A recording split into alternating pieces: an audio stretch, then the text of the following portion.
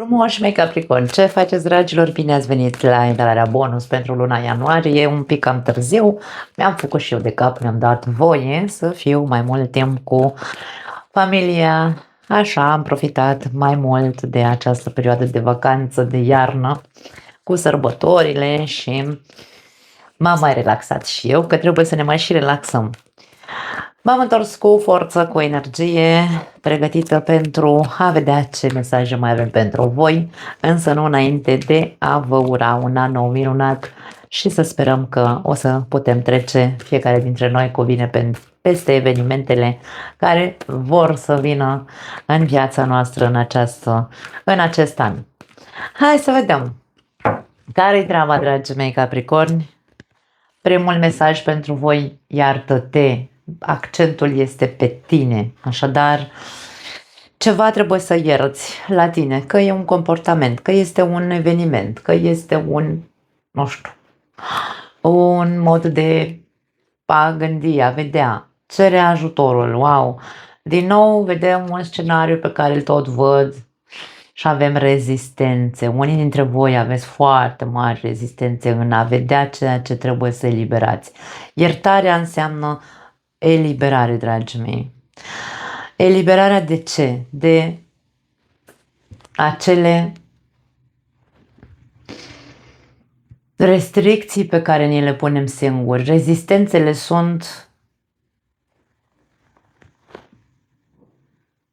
pot fi, hai să spunem, concepții care nu ne lasă să evoluăm.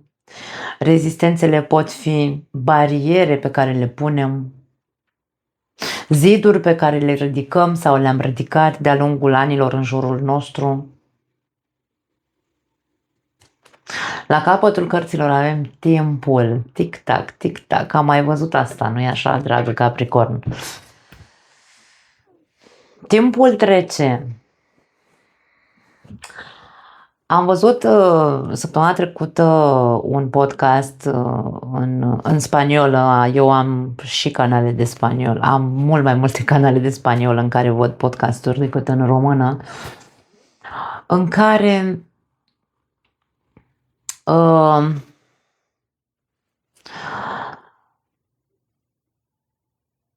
respectivul invitat spunea că timpul este înțeles greșit.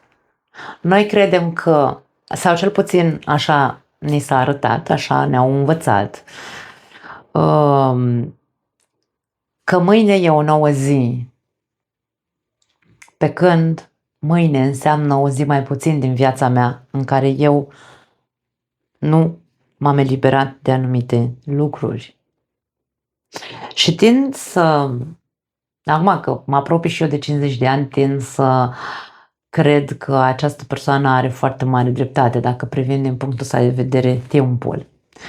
Din momentul în care ne naștem, spunea această persoană, timpul este în defavoarea noastră, nu e în favoarea noastră. Pe o parte, da, e ca și cum sunt două drumuri paralele, timpul.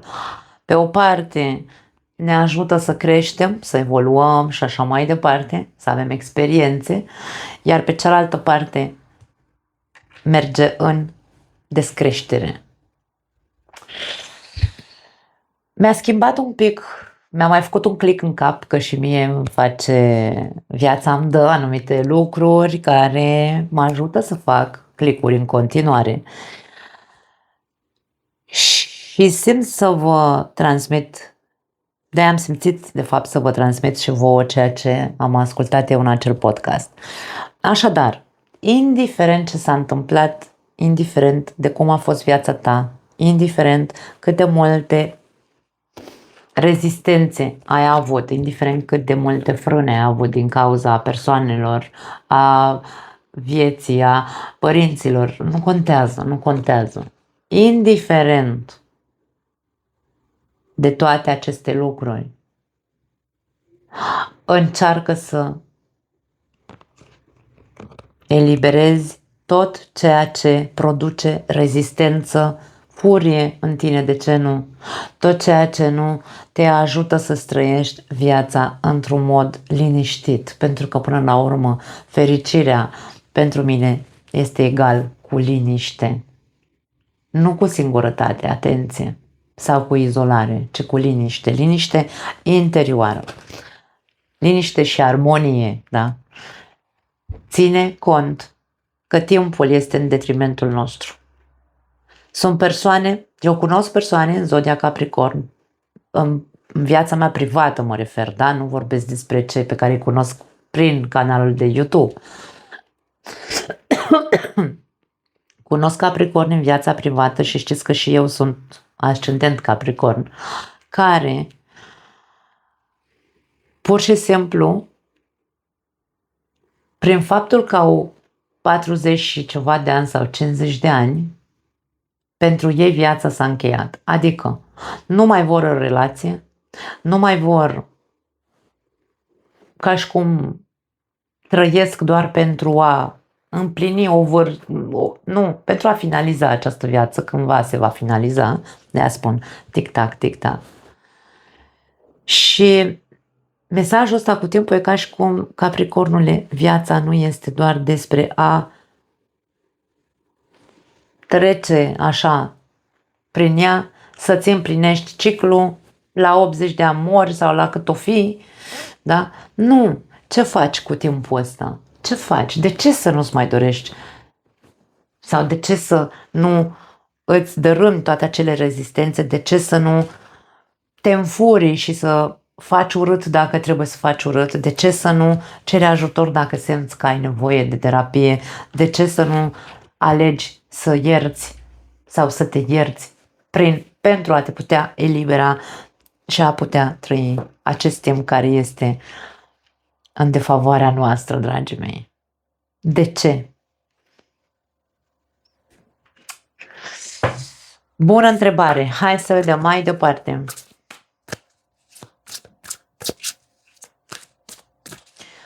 Caută ce rezistențe ai, ce ziduri ai ridicat în jurul tău, ce nu poți să ierți, ce nu poți să-ți ierți. Și mergi și caută ajutor. Pajul de bâte și la voi a ieșit și la Săgetător a ieșit pe, nu știu dacă aveți legătură sau poate aveți planete în Săgetător. Doar pentru că te pasionează ceva nu înseamnă că va fi ușor. Chestia asta cu pasionatul, bâtele înseamnă pasiune, înseamnă, nu știu, viață, vitalitate și așa mai departe, da? Facem lucruri cu pasiune. Pajul de bâte este unul dintre pajii cei mai jucăuși, să spunem așa, da? Ce te pasionează? Faptul că acest mesaj, bineînțeles, eu am să-l așez aici sub acest mesaj de iartă-te sau iartă, vorbim despre unii dintre voi, probabil că sunteți iertători, poate mult prea mult. Alții dintre voi nu. Alții sunteți mai idealiști, alții sunteți comunicativi, alții iubiți tot ceea ce sau faceți din iubire ceea ce faceți. Însă toate aceste lucruri au legătură cu o eliberare, au legătură cu o iertare. Dacă ai fost, că de multe ori ne simțim într-un fel sau altul, hai să spunem, vinovați sau ne ridicăm ziduri, da, de rezistență, de protecție. Faptul că ai fost visător, idealist, încrezător sau nu știu, te-ai lăsat îmbărligat, da? Te-ai lăsat condus de instinct, de pasiune. Și există posibilitatea să nu poți să-ți ierți aceste lucruri. De ce să nu poți să te ierți pe tine? De ce nu poți să ierți anumite lucruri pe care cândva nu le-ai făcut bine? Cine spune ce e bun și ce e rău pentru tine? Eu pot să spun că e rău pentru tine să te încarci cu atât de multă, nu știu, energie negativă în ceea ce te privește. Dacă aș fi făcut nu știu cum, dacă aș fi spus nu știu ce, dacă nu eram așa de visător, dacă nu știu, habar n-am, da? Ce contează? Eu pot să spun lucrurile astea, că nu e bine pentru tine. Dar tu cum te simți? Tu ce faci în privința asta? Cu ce? Întreabă-te doar atât, că eu de-aia insist pe chestia asta. Ce e bine pentru tine, tu știi. Ce nu e bun pentru tine, tu știi. Dacă în firea ta stă să fii o persoană pasională, dacă în firea ta stă să fii o persoană idealistă, dacă în firea ta stă că nu toți suntem la fel, da?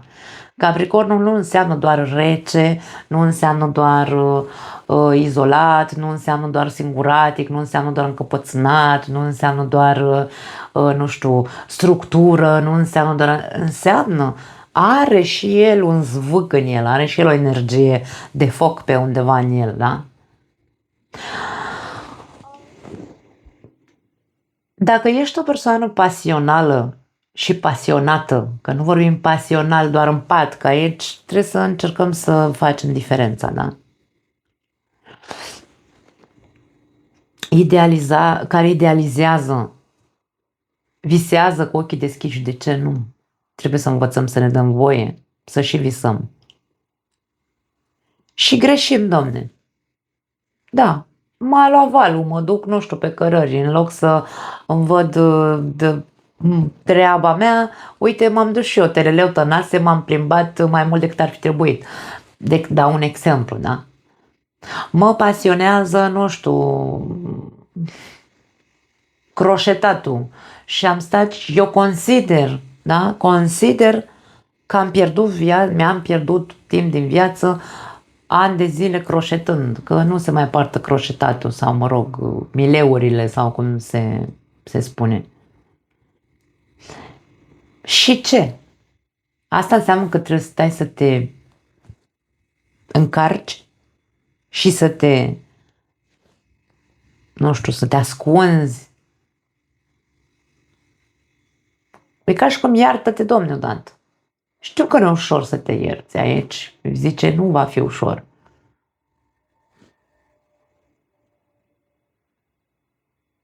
Indiferent ce spui despre tine, nu este ușor să eliberezi, știu. Dar încearcă. E ca și... Îmi vine să spun, fă o pasiune în ceea ce te privește, să te eliberezi de tot ceea ce spuneai despre tine, chiar dacă e ok să fii conștient că nu va fi ușor să te eliberezi. Însă fă-o. 4 de bâte. Familie este aceea care te face să te simți mai sigur și confortabil fiind tu însuți.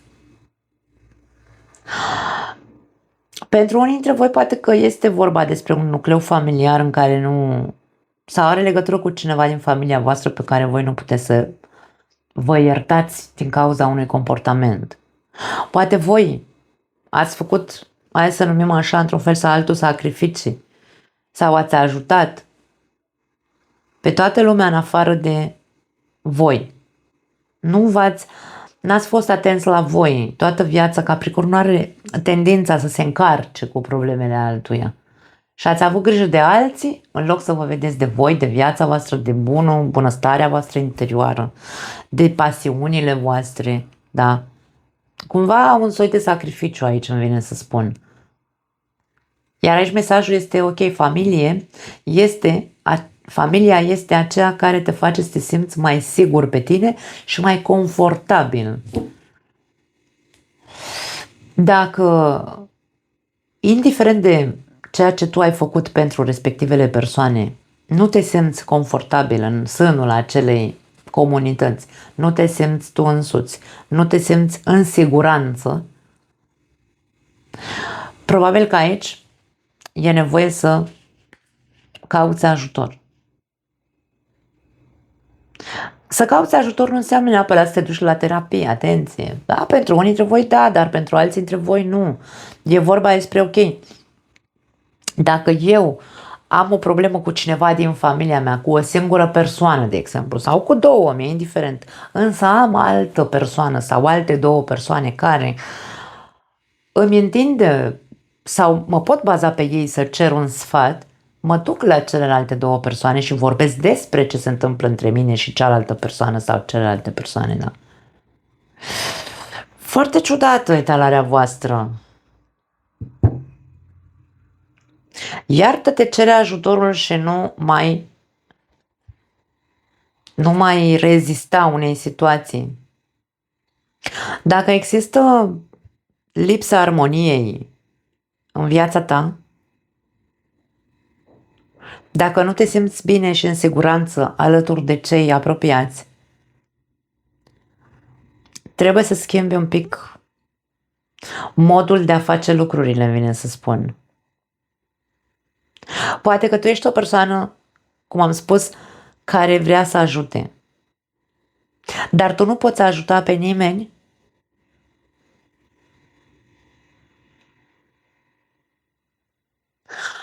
care într-un fel sau altul te face să nu te simți tu confortabil. Nu știu dacă se înțelege ce vor cărțile astea de fapt să transmită.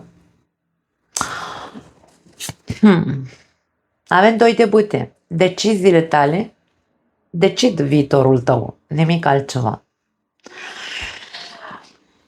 Bineînțeles că totul în această viață e despre deciziile pe care noi le luăm. Deciziile pe care le luăm ne pot duce, bineînțeles, pot fi decizii bune, pot fi decizii mai puțin bune, dar ne pot duce la rezultate benefice sau nu. Însă asta nu înseamnă că trebuie să le dăm voie să ne creeze rezistențe. Adică, rezistența ce este? Un concept care s-a impregnat în creierul meu, în care dacă am greșit o dată, de 2 ori, de 3 ori, în loc să extrag o învățătură din deciziile greșite pe care le-am luat în trecut, le tot repet. Când le repet, e despre mine. Doamne, am o problemă, mă duc, cer ajutorul, văd ce, Doamne, iartă-mă, mi-am implementat aici în cap pentru că eu nu reușesc să mai am încredere în mine că iau o decizie bună în această viață. Atunci mă duc și fac terapie, că problema e la mine.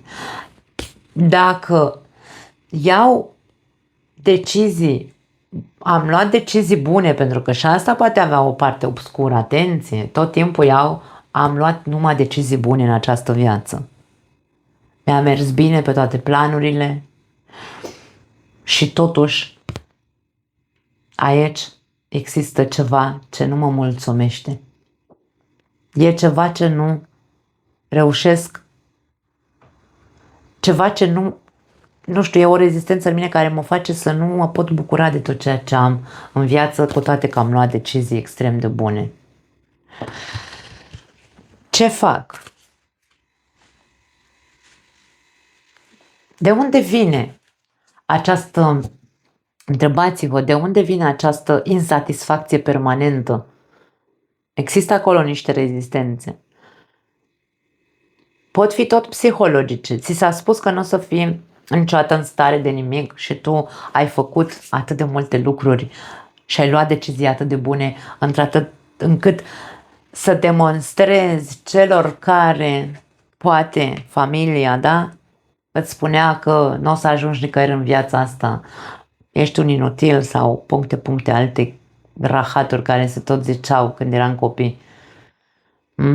Însă tu, indiferent ce faci, nu reușești să ai o satisfacție emoțională, mergi și tu, dragă Capricorn, și fă terapie.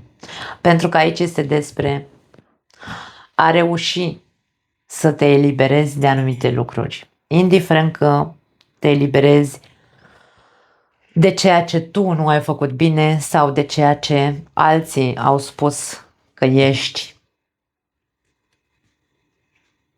Wow! Avem la capătul cărților Regele de Spade.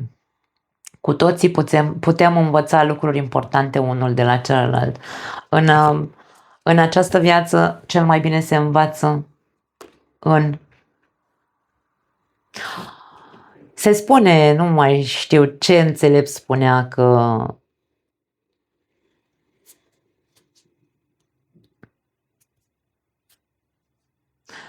Prostul învață din experiențele lui, iar deșteptul învață, sau mă rog, inteligentul învață din experiențele altora.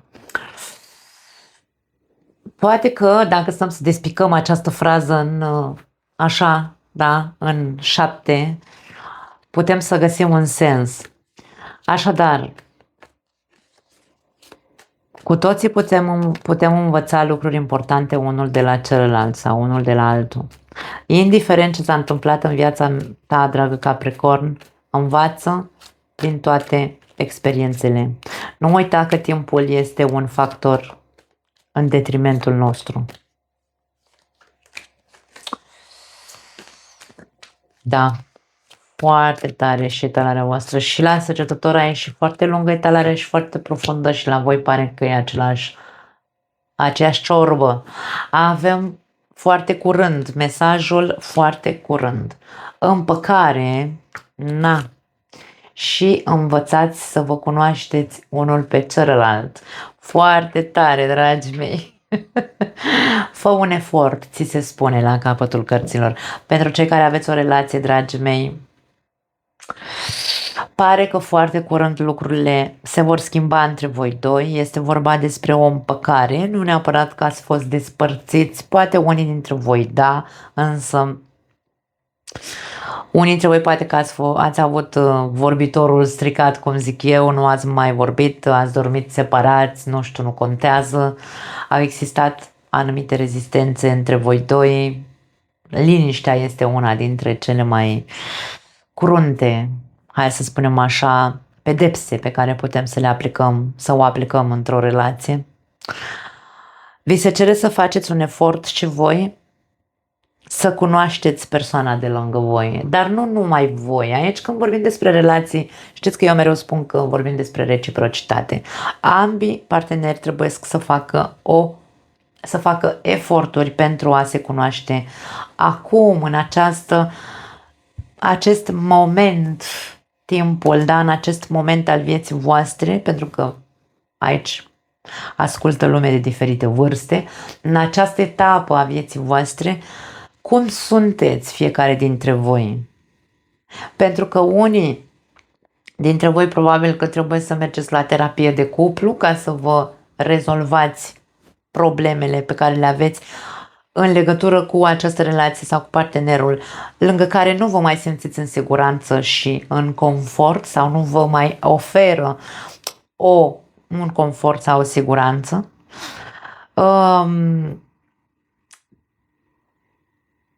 Unde probabil că la acea terapie trebuie scos la suprafață și tot ceea ce considerați toxic între voi doi. Trebuie să învățați să luați decizii împreună. În general, când vorbim despre relații, noi nu putem să luăm decizii separat de partenerul de viață și sunt foarte multe persoane care nu înțeleg acest lucru. Toată lumea crede, domne, eu sunt independent, tu ești independent, suntem doi independenți într-o relație comună. Nu e o relație independentă, e o relație de fuziune. Să ne trezim odată că o relație de cuplu nu înseamnă o relație eu sunt eu, tu ești tu, că atâta se balivernează, că mă apucă nervii când văd ce se vorbește despre relații.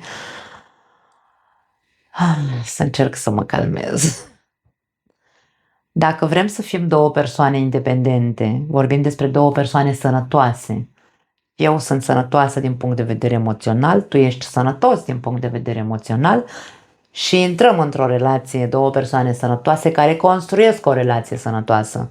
Două persoane doar independente nu vor reuși să crească sau, mă rog, să crească, să construiască o relație sănătoasă, vor construi o relație ca dacă vreți, ca în cărți, da? Și relațiile sunt despre a simți.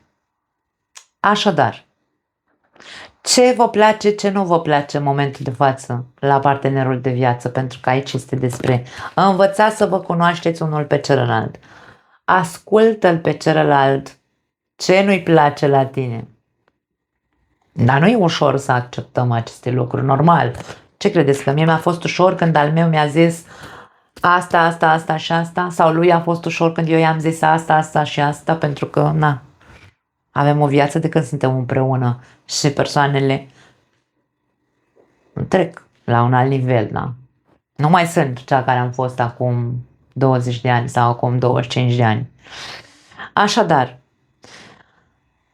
este despre împăcare, da, însă este despre eforturi, despre a învăța să vă iertați unul pe celălalt, a învăța să vă cunoașteți unul pe celălalt, a învăța să luați decizii împreună, a învăța ce înseamnă confort sau zonă de confort în relație, adică plictiseală, a învăța ce înseamnă siguranță, a oferi și a primi stabilitate și siguranță. Nu va fi ușor, dragii mei, însă se poate. Bun. Pentru cei singuri,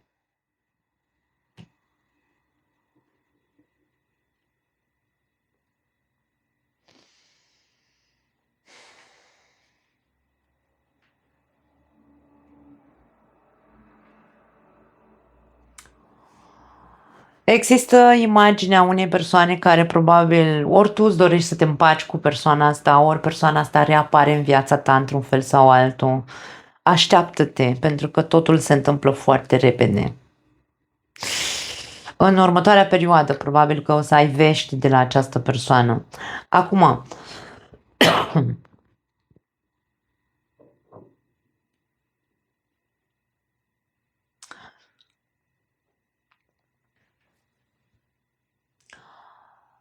cel mai bun lucru pentru unii dintre voi ar fi nici să nu rămâneți, hai să spunem,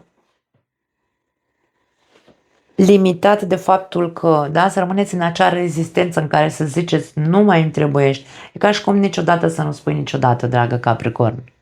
Indiferent ce s-a întâmplat între tine și această persoană în trecut, ți se spune nu, nu neapărat iartă-te pe tine sau iartă persoana respectivă sau iartă ce s-a întâmplat între voi. E vorba despre ce simți tu, ce intuiția ta ce-ți spune despre această persoană, pentru că decizia stă în mâna ta. Tu poți sau nu să accepti această persoană din nou în viața ta. Într-un fel sau altul hai să spunem că ți se cere să fi făcut acea muncă personală cu tine, într-atât încât, indiferent cine s-ar reîntoarce în viața ta, tu să știi ce vrei, ce nu mai vrei, să știi să iei o decizie, să știi când să tai macaroana, să știi să spui nu, să știi să spui da, să îți dai voie să... Dacă aici vorbim despre cineva din trecutul tău cu care tu ai avut o relație, dacă pe vremea aia, când ai avut relația cu persoana asta, era persoana asta într-un fel, însă acum, după luni sau ani, vezi că este diferită. Ceva ce tu vei simți, da? Aici e vorba despre intuiție. Dar nu intuiția aia idealistă, atenție, pentru că aici am un paș de bâte, da? Paș de bâte, 2 de bâte, 4 de bâte. Deci aici e mult foc, e multă bâtă, da? Bâtele înseamnă și comunicare. Este vorba despre nu mă las indus în eroare de cine mă vine ăsta înapoi sau asta înapoi în viața mea, nu-mi trebuie că e un nenorocit, nu se nu, pardon, încep să eu mă ia val așa pe spaniolă când încep să când mă las, da, dusă de val, așa că nu din punctul ăla de vedere asta e, nu mai îmi trebuie în vecii vecilor, nu. E ca și cum ți se spune, dă o șansă să vezi cine este persoana aia acum în această acum, în acest moment. Nu cine a fost acum 5 ani, 10 ani, 3 luni, habar n-am cât ai de când te-ai despărțit. Ascult-o. Nu mai fi, da, din start să spui nu mai întrebuiești. Nu. Dă-ți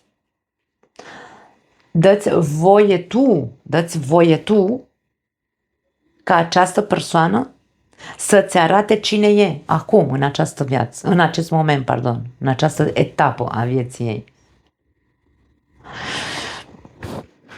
E vorba de cineva în trecut, nu știu dacă e vorba despre un trecut recent, posibil pentru unii dintre voi să fie vorba despre cineva de acum 5 ani, cine știe, da? Nu-i de acum, nu cred că e așa foarte ultima relație pe care a avut-o, nu cred, sau dacă ultima relație a fost acum 5 ani, da, asta e altă ciorbă. Hai să vedem. Alte mesaje pentru voi. Foarte interesant. Dă-i voie să arate și dă-i voie să te cunoască și pe tine acum, în momentul ăsta, în etapa asta a vieții tale.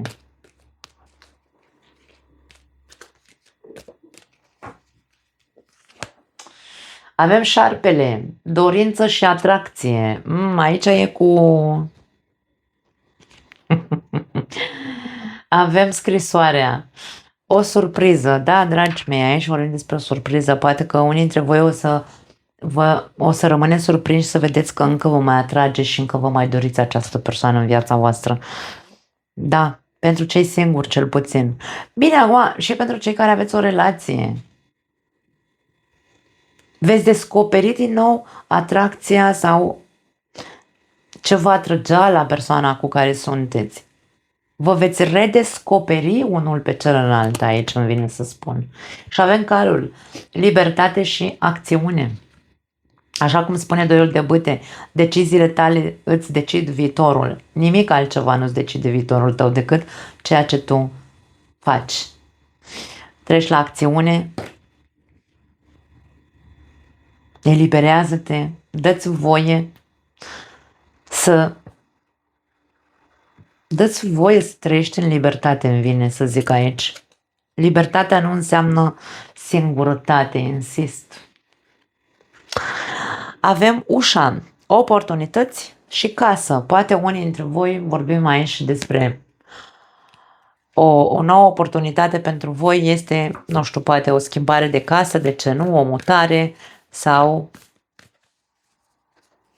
poate că dacă vă mutați de unde stați, poate că acolo vă veți reîntâlni cu fosta persoană sau poate acolo relația voastră va reîncepe să fie,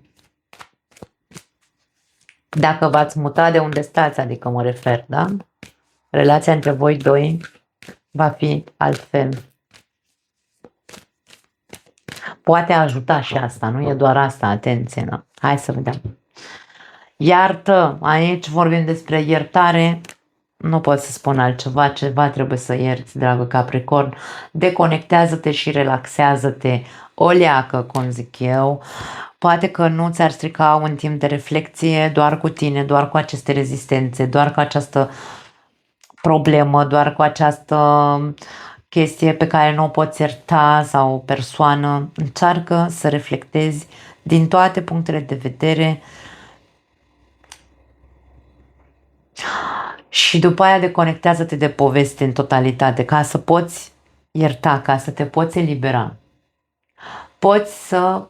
Îți poți manifesta toate dorințele. Tu decizi ce vrei în viața ta. Vrei de bine, vrei de rău. Am mai văzut mesajul ăsta la voi. Poți manifesta toate dorințele. Depinde ce alegi să manifesti. Pentru că suntem capabili să manifestăm pe ambele părți, dragii mei, și pe pozitiv și pe negativ în viața noastră. Omoară-ți toți dragonii. Dragă Capricorn, tot ce ți-a rămas în interiorul tău, tot ce ți-a rămas ca frică, ca autopedeapsă, autocritică sau față de ceilalți, de ce nu? Este efemer, îmi vine să zic, este o iluzie, nu există. Nu mai există. Omoară-ți toți dragonii, toate fricile, toate poveștile pe care le-ai spus despre tine, despre viață, despre ceilalți. Ai nevoie să ierți aici ceva. Ai nevoie să renunți la anumite rezistențe care încă rezistă acolo să existe în tine. Nu pot să spun altceva foarte tare, talarea voastră. Wow!